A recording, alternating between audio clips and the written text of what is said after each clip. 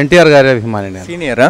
Senior అభిమానిగా ఆయన ఈరోజు 101వ పుట్టినరోజు సందర్భంగా ఇక్కడ నేను ఆయన దర్శించుకోవడానికి వచ్చాను.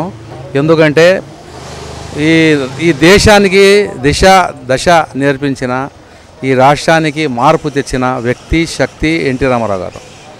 కాబట్టి ఎన్టీఆర్ ఘాట్కు వచ్చి నేను నివాళులు అర్పించున్నానంటే నిజంగా ఒక మహానీయునికి నేను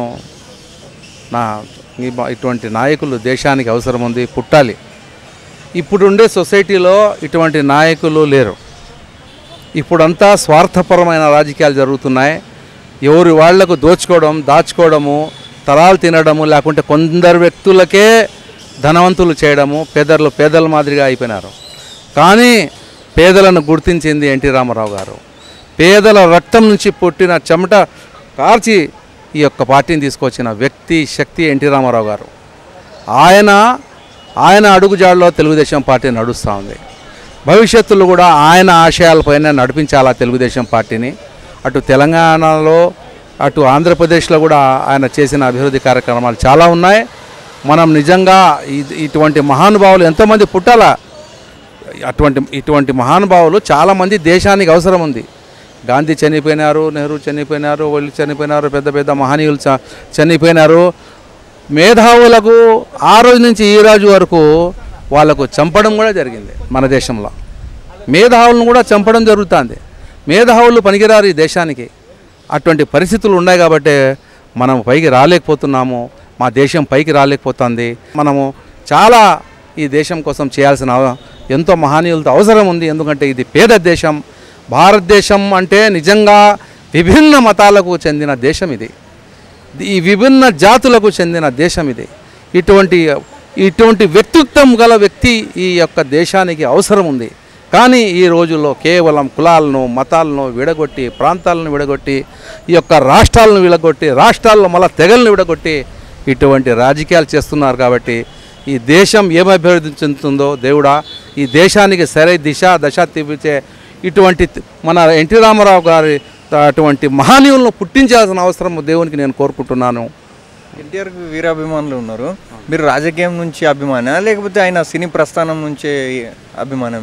నేను సినీ ప్రస్థానం నుంచి అయితే ఒక రకంగా మంచి అన్ని జాతులకు, అన్ని మతాలకు సంబంధించిన వేషధారణి చేస్తూ అదే ఒక కళాకారుడుగా, మహనీయుడుగా కూడా ఆయన ఎదిగినాడు. దాని తర్వాత నేను సర్వీస్ చేయాలా ఈ యొక్క రాష్ట్రంలో. ఏ సినిమా నుంచి ఎక్కువ అభిమానయ్యారు? పాత సినిమాలు చాలా ఉన్నాయి. దాంట్లో దైవ పాత్రలు వేస్తున్నారు. ఆయన దేవుళ్లకు ఆయన ఒక రూపము. ఎందుకంటే ఆయన ఏ వేషం వేసినా, రాముడు వేసినా, కృష్ణుడు వేసినా, ఇంకేమైనా పాత్రలు వేసినా కూడా నిజంగా ఆ రూపాలు దాంట్లో ప్రజలు చూస్తున్నారు. మీరు ఫస్ట్ షోకి వెళ్ళారు? అప్పుడు షో అని కాదు, నేను చూసేవాడిని అంతవరకే. బాగా అభిమానించి చూసేవాడిని. కలిసారా మీరు ఎన్టీఆర్ని ఎప్పుడైనా? ఎన్టీఆర్ని ముందు కలిసాం. మేము కలిసిన చాలా సందర్భాలు ఉన్నాయి. ఆయన చాతుర్యమైన మాటలు మాట్లాడుతుంటే నిజంగా ఫ్యాన్స్ పేజ్ ప్రెసిడెంట్ లెక్క కలిసారా లేకపోతే ఒక ఫ్యాన్ లెక్క కలిసారా? లేదు, ఒక అభిమానిగా కలిసా. అంతవరకు ఒక అభిమానిగా కలిశాను. మీరు గుర్తుపట్టే అంత అభిమాన మీరు సార్ ఎన్టీఆర్కు? ఆయన అందరినీ ఆదరించేవాడు. ఆయన గుర్తుపట్టినాడో లేదని కాదు, ప్రతి ఒక్కరిని అంతే విలువలతో కూడిన అభిమానంతో ఉండే వ్యక్తి. కాబట్టి మనం ఆయనతో ఆ ప్రేమగా మేము కూడా ఉన్నాం. అదే. అలాగే ఆయన రాజకీయంగా చాలా మంచి పనులు చేశాడు. మీకు ఏ కార్యక్రమాలు నచ్చాయి? రాజకీయంగా ఆర్థికంగా వెనుకబడిపోయిన వాళ్లకు వాళ్ళ కుల వృత్తులను బట్టి ఆ వృత్తిలో ఆర్థికంగా ఏ రకంగా మనం ఆదుకోవాలి కులానికి అని చూసి ప్రతి కులానికి దగ్గర తీసి ఆ రకమైన కార్పొరేషన్లు చేశాడు ఆయన. BC corporation, SC corporation, ST corporation, Madiga అన్ని రకాల కార్పొరేషన్లతో వాళ్ళకు సపరేట్గా ఒక ఫండ్ ఇచ్చి ఆ ఫండ్ ద్వారా వాళ్ళకు కావాల్సిన పనిముట్లు అట్లనే ధోబీఖానాలు అయితేనేమి పేదరికమును దగ్గరగా చూసిన వ్యక్తి ఎన్టీ రామారావు గారు. కాబట్టి ఆయన మహనీయుడుగా గుర్తింపు పొందినాడు. అటు చలనచిత్రాల్లో ఇటు రాజకీయంలో కూడా అటువంటి మహోన్నతమైన ఉన్నత స్థానాన్ని కలిగిన వ్యక్తి ఎన్టీ రామారావు గారు. అలాగే రూపాయికి కిలో బియ్యం కానీ, పటేల్ పట్వారీ వ్యవస్థ కానీ ఇలాంటి చాలా మంచి పనులు చేశాడు. అదే ఆ రకంగా పేదరికాన్ని దగ్గర చూసిన వ్యక్తి కాబట్టి రూపాయి కిలో బియ్యం అయితేనేమి, ఫ్రీగా వస్త్రాలు, పేదవారికి వస్త్రాలు కూడా ఫ్రీగా ఇస్తున్నారు. పేదవారికి వాళ్లకు కావలసిన సదుపాయాలు చేస్తున్నారు. కాబట్టి ఆయన పేదల గుండెల్లో ఒక దేవుడుగా నిండుబడిపోయినాడు. పేదల దేవుడు ఎవడన్నా ఉంటాడంటే ఆ దేవుడు వేరు. ఈ దేవుడు ఇక్కడ వచ్చేసి ప్రజల దగ్గర నుంచి మాట్లాడే వ్యక్తి దేవుడు వేరు. ఇప్పుడు ఆ సీనియర్ ఎన్టీఆర్ను జూనియర్ ఎన్టీఆర్లో చూడొచ్చా? ఆయనలో కొన్ని లక్షణాలు ఉంటాయి. ఖాందాన్ మనిషి కదా, వాళ్ళ ఖాందాన్ మనిషినే, వాళ్ళ ఆ రక్తంలోంచి పుట్టిన వ్యక్తి జూనియర్ ఎన్టీఆర్. ఆ గుణాలు ఉన్నాయి, ఆ పర్సనాలిటీ ఆయనలో ఉంది. ఆయనకు కూడా అందుకనే ప్రజలు కూడా ఆయనలో కొంచెం ఆ ఎన్టీఆర్ను మాట చాతుర్యం కూడా సీనియర్ ఎన్టీఆర్. అవునవునవును, మాట చాతుర్యం కూడా జూనియర్ ఎన్టీఆర్ గారు ఏ రకంగా ఎక్కడ పోతే ఎక్కడ సమస్యల గురించి అక్కడ మాట్లాడే చాతుర్యత కలిగిన వ్యక్తి కూడా జూనియర్ ఎన్టీఆర్.